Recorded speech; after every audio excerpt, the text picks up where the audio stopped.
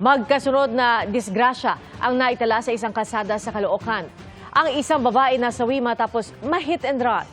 Habang sugatan ang isang graduating student na kukuha lang sana ng toga. Nakatutok si Bea Pinlac. Tumatawid sa Congressional Road sa North Caloocan ang babaeng ito pasado 3:00 ng madaling araw kahapon. Nang makarating sa kabilang linya, nabangga siya ng van na hindi huminto matapos ang insidente. Dinala sa ospital ang babae pero kalaunay binawian din ng buhay. Inaalam pa ng barangay ang pagkakakilanlan niya. Wala po siyang identification, ID or wala po siyang dala eh. Nasa kustodiya na ng Caloocan Police ang driver ng van na posibleng maharap sa reklamong reckless imprudence resulting in homicide. Ilang oras ang lumipas, Bumangga.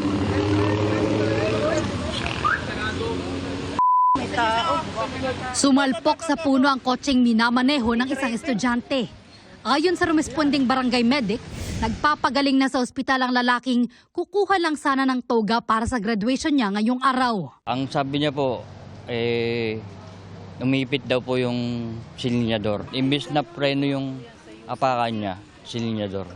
Kaya na tumulin yung takbo. Hindi niya nakabig yung manibela. Dire-diretso na po siya. Itong bahagi ng Congressional Road sa Barangay 173 Caloocan yung tinatawag nilang killing zone dahil daw sa dami ng aksidenteng nagaganap rito. Ayon sa barangay, kung hindi raw kasi kabisado ang daan, aakalaing dire-diretso lang ito. Pero sa bandang bahagi na yun ng kalsada, paliko na pala. Ang dami ko na nasaksihan dyan ng mga aksidente, namatay. Lagi naman po namin nire-report ng barangay yung mga pangyayari. Ang problema raw kasi, palusong at paliko ang kalsada. May ilang road sign at rumble strips naman dito pero kinakailangan po siguro i-reconstruct po uli yung paano yung pagkakagawa. Yun po yun talaga dapat magkaroon. sinusubukan pa namin makuha ang pahayag ng lokal na pamahalaan hinggil dito. Para sa GMA Integrated News, Bea Pinlac, nakatutok 24 oras.